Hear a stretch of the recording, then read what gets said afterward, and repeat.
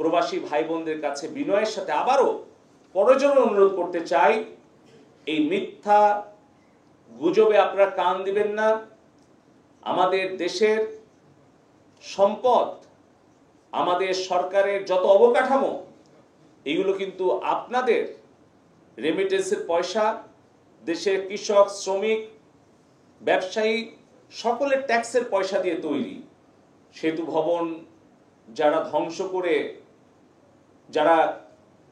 যারা একটি বিকৃত মানসিকতায় আনন্দ করছেন, তাদের জন্য বলি যে এই যে হাজার হাজার কোটি টাকার সম্পদ ক্ষতি হলো, এই যে কোটি কোটি ছাত্রছাত্রীদের মনে হৃদয়ে ক্ষত তৈরি হলো, এই ক্ষতিটা কিন্তু সরকারের নয়, এটা কিন্তু জনগণের ক্ষতি। এই এলিভেটেড এক্সপ্রেসওয়ে, এই মেট্রো রেল, পদ্মা সেতু, ডেটা সেন্টার, বাংলাদেশের যত কিছু অবকাঠামো, তার ক্ষতি হলে এটা দেশেরই ক্ষতি হবে, জনগণের ক্ষতি হবে। রেমিটেন্স যারা পাঠানোর বিরুদ্ধে অপপ্রচার করছেন, রেমিটেন্স আপনারা যদি বাংলাদেশে 6 মাস না পাঠান, বা আপনারা যদি বৈধ পথে না পাঠান, এই ক্ষতিটা কার হবে? এই ক্ষতিটা হবে আমাদের প্রবাসী ভাই বোনদের পরিবারের, আমাদের দেশের সামগ্রিক উন্নয়নের ক্ষতি হবে।